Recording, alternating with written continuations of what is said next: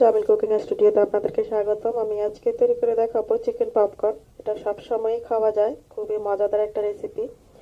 ছোটদের তো খুবই পছন্দ। আর অল্প কিছু ইনগ্রেডিয়েন্ট দিয়ে তৈরি করা যায়। স্কুলের টিফিনে বা বিকেলের নাস্তায় যে কোনো সময়ই খাওয়া যায়। তবে ছোট বড় সবাই খুবই পছন্দ করে। অতিথি আপ্যায়নও তৈরি করে দিতে পারেন বিকেলের নাস্তায়, স্ন্যাক হিসেবে ঝটপট তৈরি করে দিতে পারেন।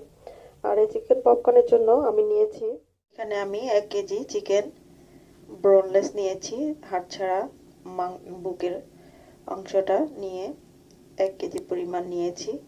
আর এখানে আমি কিউব করে কেটে নিয়েছি, ভালো করে ধুয়ে পানি ঝরিয়ে নিয়েছি।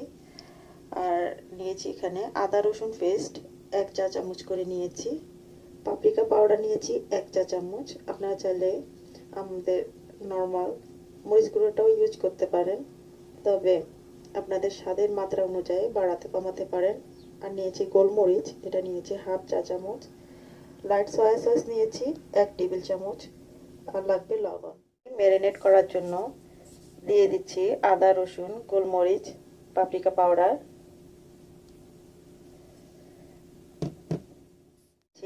লবণটা দেখে দিবেন কারণ সয়া সসে লবণ থাকে। দিয়ে দিচ্ছি সয়া সস। সব দিয়ে ভালো করে মিশিয়ে নিব।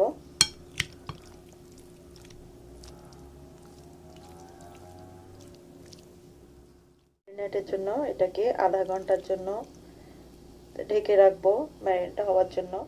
এখন চিকেনটাকে কোট করার জন্য এখানে ময়দা নিয়েছি 1 কাপ, ব্রেড ক্রাম্ব নিয়েছি আর ডিম নিয়েছি 2টা। চিকেনটাকে কোট করার জন্য আমি এখানে ময়দা নিয়েছি 1 কাপ, সাথে দিয়ে দিচ্ছি পাপরিকা পাউডার আর দিয়ে দিচ্ছি লবণ, দিয়ে মিশিয়ে নিব। পাপরিকা পাউডার দিয়ে বা লবণ দিয়ে ভালো করে মিশিয়ে নিচ্ছি।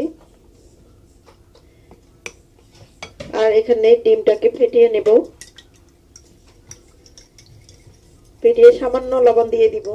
কিন্তু ব্রেড ক্রাম্বটা নিয়েছি 1 কাপের মতন। ব্রেড ক্রাম্বটা ঘরেও তৈরি করতে পারেন। এটাকে 2 দিনের মতন ফ্রিজে রেখে দিলে শক্ত হয়ে গেলে খোলা অবস্থায় রেখে এরপরে শক্ত হয়ে গেলে ব্লেন্ড করে নিলেই হবে, কিংবা ওভেনে দিয়েও শক্ত করে এরপরে ব্লেন্ড করে নেওয়া যাবে। আর কর্নফ্লেক্স দেওয়া যাবে, বিস্কুটের গুঁড়ো এর পরিবর্তনে দেওয়া যাবে ব্রেড ক্রাম্বের পরিবর্তনে। এখন সবকিছু রেডি করে নিয়েছি, এখন দিয়ে দিচ্ছি। এখন ম্যারিনেট করা চিকেনগুলোকে ময়দার মধ্যে গড়িয়ে নিয়ে ভালো করে কোট করে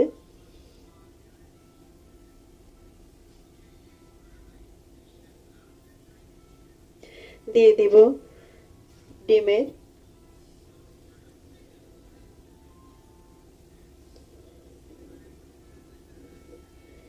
দিয়ে এটাকে ডিমের সাথে ভালো করে মিশিয়ে নিয়ে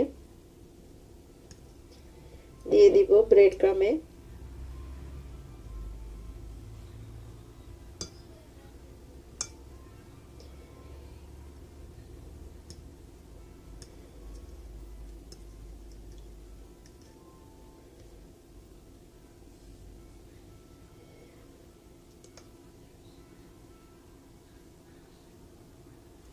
দিয়ে ব্রেড ক্রাম্ব থেকে ভালো করে গড়িয়ে নিয়ে ব্রেড ক্রাম্বে ভালো করে গড়িয়ে নিয়ে এগুলোকে একটা প্লেটে নিয়ে নিচ্ছি। এইভাবে সবগুলো করে নিব। চাইলে ডিপ ফ্রিজে এগুলো সংরক্ষণ করতে পারেন। আর এটার জন্য 2 ঘন্টা 3 ঘন্টা ফ্রিজে রেখে ডিপ ফ্রিজে রেখে এরপরে ছড়িয়ে দিয়ে ডিপ ফ্রিজে রেখে এরপরে জিপলক ব্যাগে রেখে সংরক্ষণ করা যাবে। আর যখনই ফ্রাই করার সময় হবে, বের করার সময় আধা ঘন্টা বা কিছুক্ষণ আগে বের করে রেখে প্রয়োজনটা ছেড়ে গেলে তারপর ফ্রাই করে নিতে পারবেন। এখন দিয়ে দিচ্ছি পপকর্নগুলো। পপকর্নের রাসটাকে মাঝারি কিংবা তার থেকে কম করে দিতে হবে। আজ সময় নিয়ে ভাজি করতে হবে যাতে ভিতরের অংশটা ভালো করে সিদ্ধ হয়ে উপরের অংশটা যেন না পুড়ে যায়। সবগুলোকে উল্টে দিচ্ছি। তেল ছড়িয়ে নিয়ে নিব টিস্যু তাওয়ালে যেন এক্সট্রা তেলটা চুষে নেয়। মসমসে মজাদার কেএফসি স্টাইলে তৈরি করে নিলাম চিকেন পপকর্ন। আপনারা এভাবে ট্রাই করে দেখেন, আশা করি ভালো লাগবে। আবার নতুন রেসিপি নিয়ে আপনাদের সামনে হাজির হব। ততক্ষণ পর্যন্ত আল্লাহ হাফেজ।